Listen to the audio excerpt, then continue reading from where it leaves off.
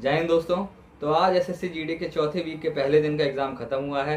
क्या लेवल रहा एग्ज़ाम का, क्वेश्चंस कैसे आए और टफ था कि नहीं, ये सब बात करेंगे इस वीडियो में। टॉपिक्स क्या रहे ये सब बड़ा दिमाग में रह रहा होगा आप लोगों के, जिनका भी आने वाले दिनों में एग्ज़ाम है, तो यही सब बात करेंगे। तो पहले लेवल की बात करूँ तो लेवल बहुत ईजी रहा यार, क्योंकि टॉपिक्स वही आए हैं जो बहुत रिकरिंग थे। कोई नई चीज़ आज नहीं पूछी गई है। मैंने कल जो वीडियो बनाई थी मैंने उसमें कहा था रिमाइंडर, थ्योरम, इंस्टॉलमेंट इन सब से आएगा, तो थर्ड वीक में आया था। तो ये सब देखो अब इस वीक में नहीं पूछा गया, आज तो खैर नहीं है पूछा गया। हाँ, इसके अलावा जिन जिन टॉपिक से पूछा गया है वो मैं आप लोगों को बता दे रहा हूँ, और उनका वेटेज कितना रहा ये भी बता दूं, तो आपको आइडिया रहे कि किस लेवल तक आपको उस टॉपिक को पढ़ना है। तो पहले मैथ्स की बात कर लेते हैं। मैथ्स सबसे इंपॉर्टेंट है, क्योंकि मैथ्स टाइम टेकिंग हो रहा है थोड़ा बहुत, और मैथ्स ही वहाँ पे खेल करेगा, क्योंकि मैथ्स में आपको ज़्यादा टाइम चाहिए होता है। तो बाद में अगर आपके क्वेश्चन छूट रहे हैं, कुछ बच्चों के छूट रहे हैं दरअसल। आज एक बच्चा आके मेरे को बता रहा था कि उसके 7 क्वेश्चन छूट गए एग्जाम में। तो मैंने पूछा इससे क्यों, तो वो बता रहा था कि लास्ट में मैंने मैथ छोड़ दिया तो उसके 7 क्वेश्चन टोटल छूट गए थे। तो आप ये बात ध्यान रखिएगा कि मैथ्स को थोड़ा सा टाइम दीजिएगा अच्छे से, मतलब अच्छा खासा टाइम मैथ्स के लिए बचा के रखिएगा, अगर आप बाद में मैथ्स को कर रहे हैं, और अगर पहले कर रहे हैं तो अपने आराम से आप कर सकते हैं। तो पहले मैथ्स के बारे में बात कर लूँ तो मैथ्स में पहले मेंजरेशन है। मेंजरेशन में भी 2D के क्वेश्चन आ रहे हैं, और 2 से 3 क्वेश्चन पक्का आपको देखने को मिलेंगे। रोम्बस, क्वाड्रिलेटरल, पैरेललोग्राम, ये सब आराम से पूछा जाएगा आपसे। तो मेंजरेशन के 2 से 3 क्वेश्चन पक्का आएंगे। टाइम एंड वर्क से क्वेश्चन आएंगे 2 से 3। और हाँ, आज पाइप एंड सिस्टम से क्वेश्चन पूछे गए, वो भी 2। तो पाइप एंड सिस्टम को आप अवॉइड मत करिएगा, क्या पता कल आपसे फिर से पूछ ले जाएं। इसके अलावा प्रॉफिट लॉस से क्वेश्चन पूछे गए हैं, नंबर सिस्टम से क्वेश्चन पूछे गए हैं। नंबर सिस्टम से बहुत इजी सा क्वेश्चन आया था, उसमें पूछा गया था कि 120 से 140 के बीच में जितने भी डिजिट हैं उनके स्क्वायर का सम कितना होगा। तो वो आप आराम से कर लोगे, वो बेसिक फॉर्मूले लगने हैं। इसके अलावा एसआई से क्वेश्चन आया था, यानी कि सिंपल इंटरेस्ट, और परसेंटेज से एक क्वेश्चन आया था। तो कुल मिला के ये अप्रॉक्स 18 क्वेश्चन है। 1-2 क्वेश्चन इन्हीं में ऊपर नीचे हुआ है, बाकी सारे टॉपिक्स सही रहेंगे। ये टॉपिक्स अगर आप पढ़ के जाओगे मैथ्स में अच्छे से ज़्यादा स्कोर करके आओगे, कोई टेंशन नहीं होगी। इसके अलावा रीजनिंग में बात कर लेते हैं। रीजनिंग में देखिए सीरीज और मिसिंग नंबर को मिला के 4 से 5 क्वेश्चन आएंगे।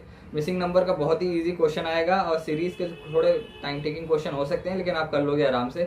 इसके अलावा कोडिंग डिकोडिंग के 4 क्वेश्चन आए थे आज, मतलब मैंने 2-3 बच्चों से पूछा तो उनका सबका कहना था या तो 3 क्वेश्चन की कोई बता रहा था, कोई बता रहा था 4 क्वेश्चन आएंगे। तो 3 से 4 क्वेश्चन आप कोडिंग डिकोडिंग के भी लिख के रखिए।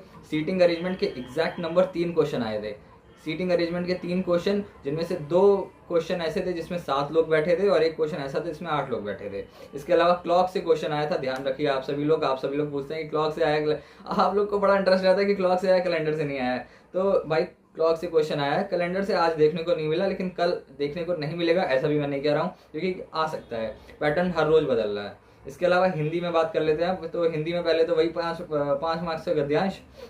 उसके बाद ये शब्दावली, जो कार्यालयी शब्दावली है जिसमें लॉ और पुलिस से रिलेटेड क्वेश्चन होते हैं, तो वो यार उसका वेटेज बढ़ाते जा रहे हैं ये लोग। मतलब जरूरी नहीं है कि सिर्फ 5 ही क्वेश्चन पूछे, वो ज्यादा भी पूछ सकते हैं। तो कार्यालयी शब्दावली को आप इग्नोर मत करिएगा। 1-2 आप हो सके तो 1 शॉट देख के जाइएगा कार्यालयी शब्दावली के।